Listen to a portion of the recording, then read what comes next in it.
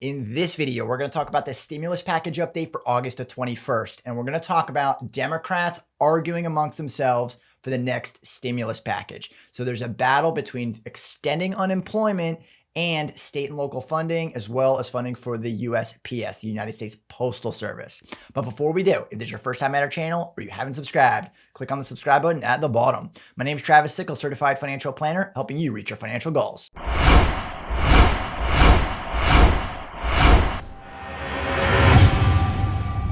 So at this point, I think things are really going to heat up over the weekend for the stimulus package. And I really hope by the end of the weekend that we have some sort of a proposal that we can actually move forward with so we can extend unemployment and get those stimulus checks. Now, I want to play a clip with House Speaker Nancy Pelosi on PBS.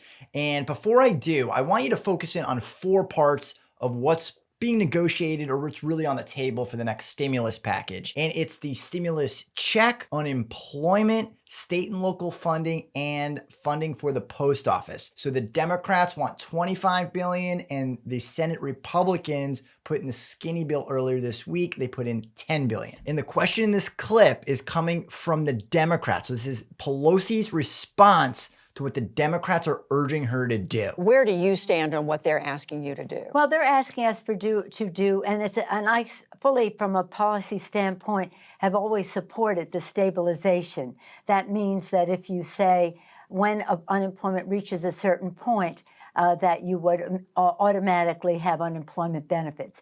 That's a very positive initiative. I've encouraged that. So what she's talking about is the Democrats. There was over 100 Democrats that signed a letter to House Speaker Nancy Pelosi saying that while they support funding for the post office, it's equally as important to focus on unemployment. And here's the letter. So what they're saying is while rescuing the Postal Service is crucial, it is equally important that we provide a lifeline to the 30 million Americans who are relying on unemployment insurance.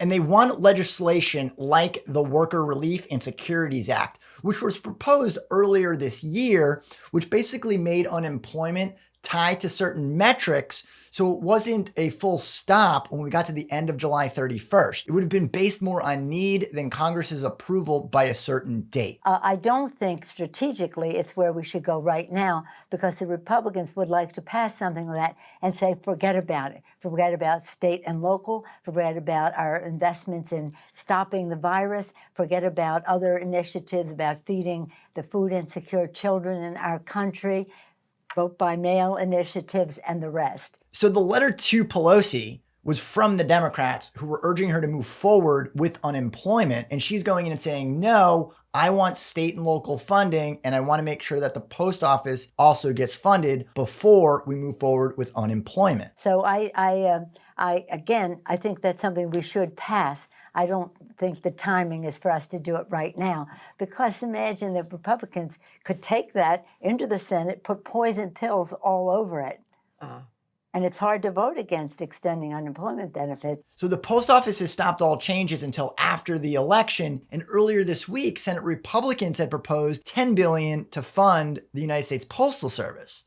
So that would cover the losses for the year for the post office to get through the election. And they've already confirmed that there's not going to be any changes to the post office moving forward. So it looks like on the one side, the post office should be a done deal. They can get the funding. Both Democrats and Republicans have proposals to give the post office more funding if they want it or need it. So it looks like the disagreement is with the state and local funding in order to move forward with not only unemployment, but also the additional stimulus check. And I'm sure that there's a lot of people thinking, well, if I don't get the full 600, I want them to fight for the full 600, not the 300 or the 400 or even 0, because some states rejected the executive order. Well, what if they got rid of state and local funding? Would the Republicans agree to the $600 check? Now, I haven't seen that being proposed, but I wonder if they would take it. So it seems like at this point, state and local funding is what's in between the bill getting passed and you getting your stimulus check and unemployment. Let me know in the comments down below what you think. And if you've enjoyed this video, be sure to subscribe and leave your comments down at the bottom.